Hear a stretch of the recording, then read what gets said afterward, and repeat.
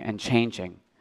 Terrorist attacks in France and Belgium rocked the industry and dampened tourism and therefore dampened shopping. Huge political earthquakes like Brexit and the election of Donald Trump caught many of us by surprise.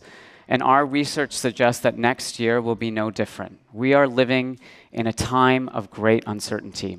So this morning, I've asked 3 renowned experts in the fields of terrorism, human migration, and the economy to help us make sense of these shocks and give us a window into what the future may hold for us in 2017. So we're going to begin with a talk on terrorism and Trump. Is this the new normal? What is the likelihood that we will be able to beat extremist Islamism? What is the link between terrorism and far-right extremism that has been rising in recent months and years, and the rise of Donald Trump? Is this the new normal? To help us answer these questions, I'm really pleased to introduce my friend, Maajid Nawaz.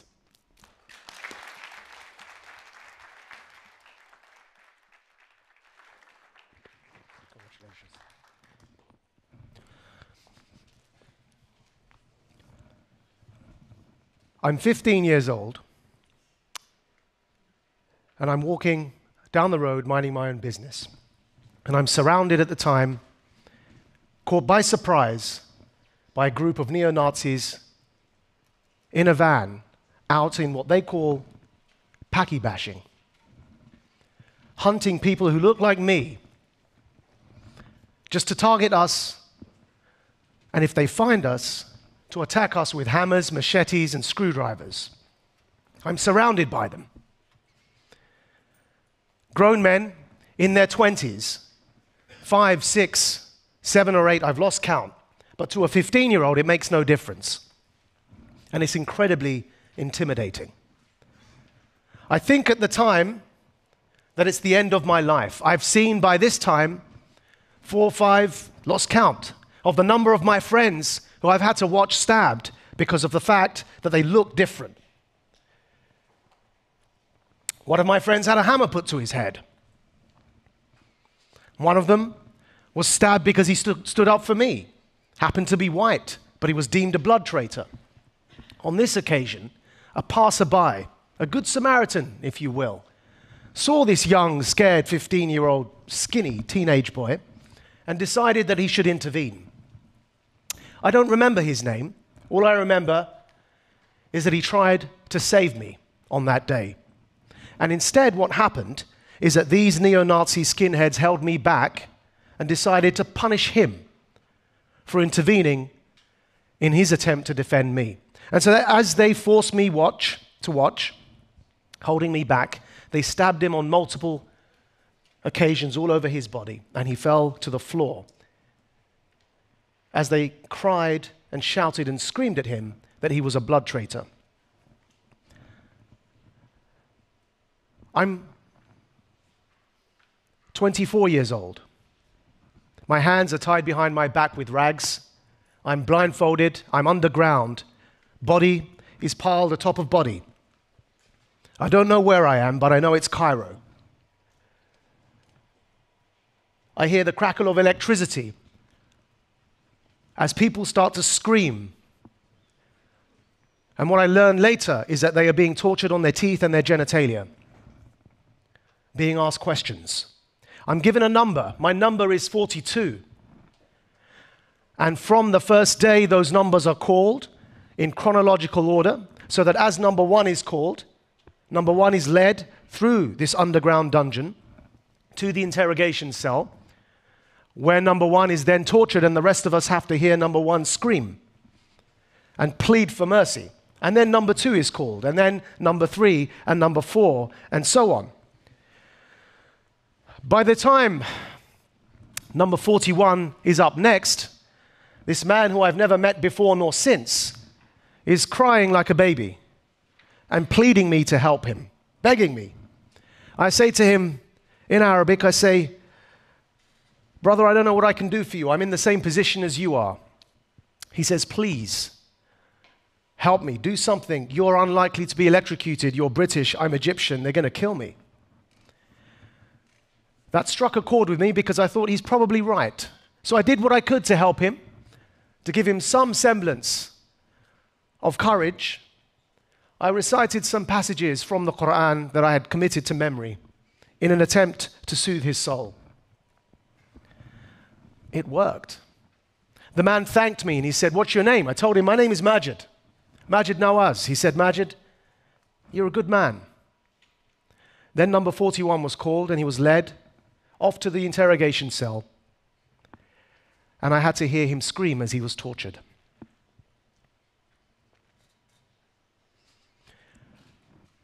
I'm 30 years old and I'm invited to Texas. And there in Texas, I'm invited to the house of the president, Bush. And he sits me down over lunch and he asks me to tell him my story, pretty much like I'm doing here today. Condoleezza Rice is there, his wife is there, Steve Hadley is there, all his team. And I get to the bit where I say, at the age of 24, I was arrested and detained in Egypt and sentenced to 5 years as a political prisoner, adopted by Amnesty International as a prisoner of conscience. And we witnessed torture in those Egyptian jails under Hosni Mubarak. And President Bush says to me, "Stop right there." So I stop. And in the way only President Bush can do, under his administration, of course, you'll all remember that waterboarding was legalized. He says to me, right in the eyes, "How do you define torture?" So I have a choice to make at this moment. Either I insult the leader of the free world, or I decide to, which is what I did, I decided to answer the question in the best way I knew how. I looked him back in the eyes, as I've always done with people, and said, by electrocution. President Bush says, "Yeah, that's torture, carry on." Now, my autobiography, Radical, begins opening with these three scenes. All three are true, happened to me in my life. But the question I'm here to ask and answer, I suppose, is how does a boy born and raised in Essex, which is a bit like the New Jersey of the UK, if anyone knows Essex, end up in those three scenarios? Terrorism and Trump, is this the new normal? Fear is what I want to focus on. And the relationship between what I call the triple threat. The fear that breeds far-left anarchists who will disrupt and riot in our streets. The fear that drives far-right extremists and neo-Nazis who will hunt people down that look like me in our streets just because of how we look. And the fear that drives Islamist extremism. The sort of fear that will lead to what we saw in this terrible summer, this very year, in France and in many other countries. Where again, people are hunted down in the streets just because of a belief they choose to not adopt.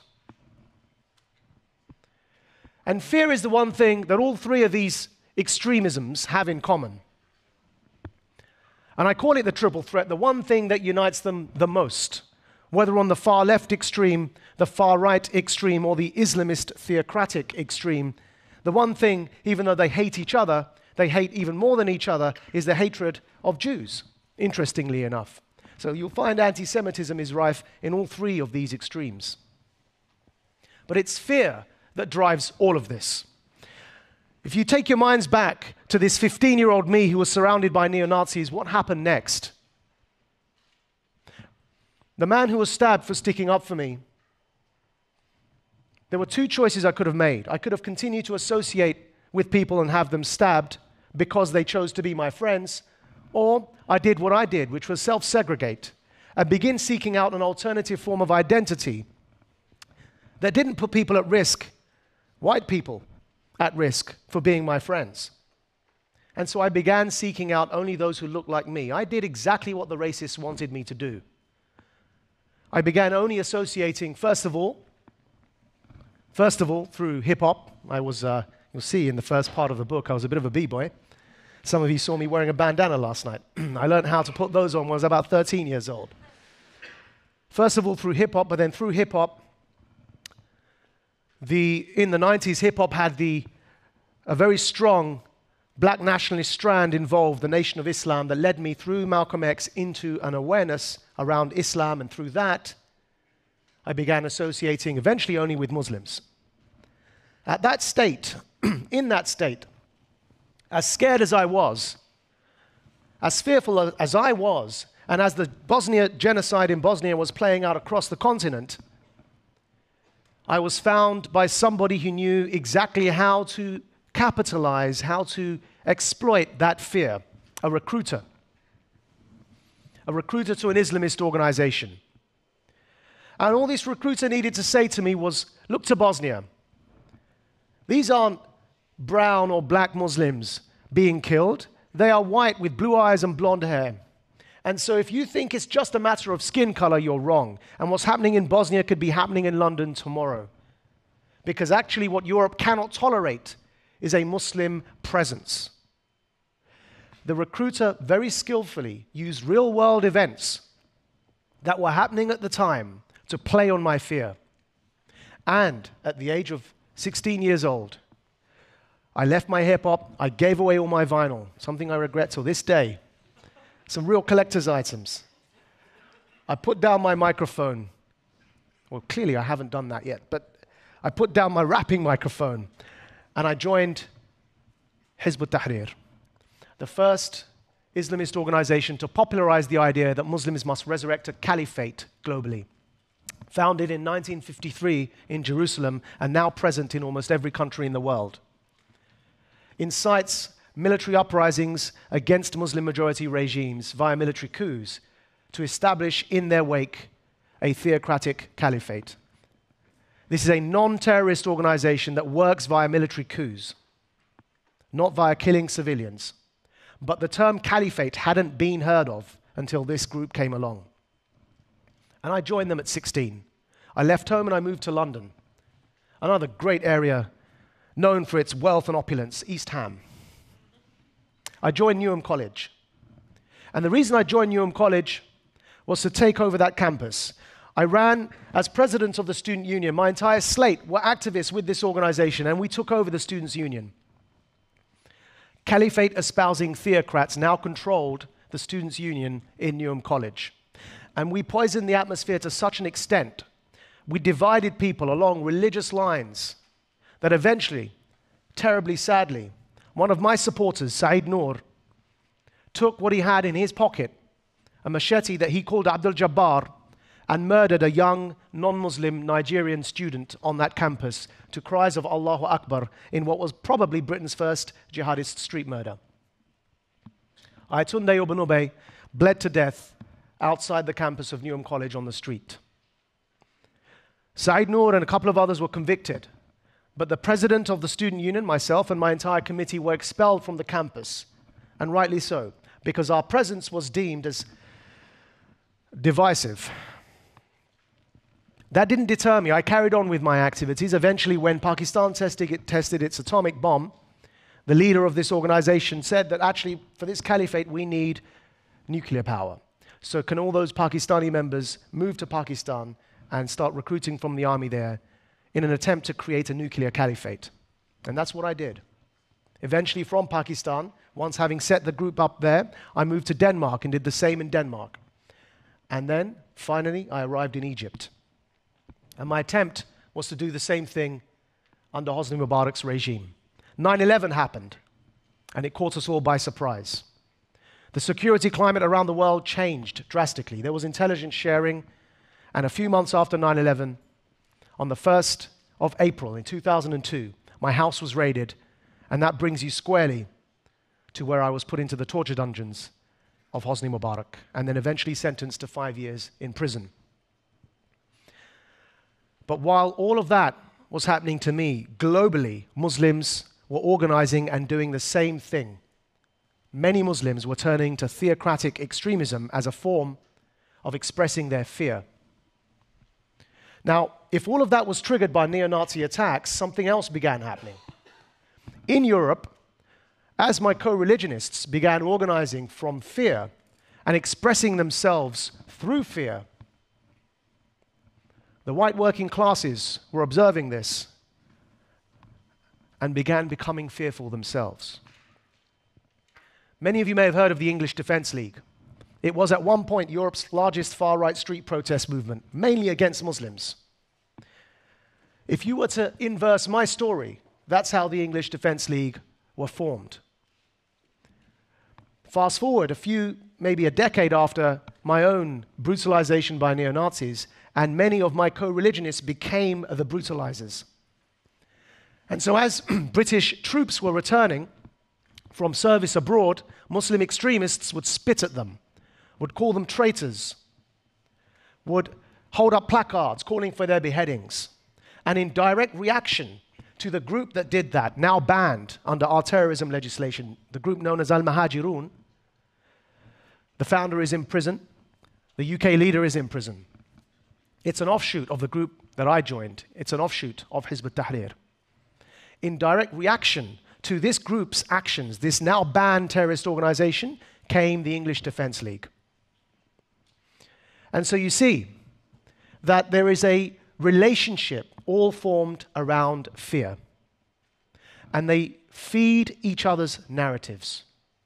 When you look at the literature, when you look at the diaries of Anders Breivik, who murdered those innocent people in Norway, you look at his manifesto, this far-right terrorist. In it, he cites Al-Qaeda propaganda as the reason for why he thinks this method succeeds. If you look at the literature of the English Defence League, when they argue that Islam is here to conquer and dominate, they cite the Islamist theocrats who also argue that Islam is here, as I used to conquer and dominate. The only difference, one is attempting to resist that conquering, the other is trying to do the conquering. But they are quoting each other. When you look at the literature of Islamist extremists, and when they argue that there's a global war going on against Islam and Muslims, there's a new crusade, and the invasion of Iraq was actually a war against Islam, not a war for resources or for geopolitical power, but a war against Islam. They cite the literature, the Islamists cite the literature of groups such as the far right to argue that, yes, see, they hate all Muslims. They are citing and quoting each other in what we call a symbiotic relationship. They feed each other's narratives, and that's the power of fear. And so Trump and terrorism, is this the new normal? Unfortunately, unless we break that cycle of fear, most people who came out of that prison in Egypt became even more extreme, became more hardened terrorists, because that's what jail and torture does to you. But the reaction to all of these extremes has to be to blunt their sharp edges. And that's going to require leadership. It's going to require a reassertion, a strong reassertion of our universalist, liberal human rights values that apply for us and against us. And that's the only way that we can break what is unfortunately right here, right now with us, a generational struggle to challenge all forms of extremism. And until that centrist, universalist, liberal human rights discourse begins reasserting itself and blunting the edges of these extremes, then unfortunately, that symbiotic relationship between these extremists is going to be the new normal. So terrorism and Trump will be our new normal for the foreseeable future. Thank you very much. Thank you.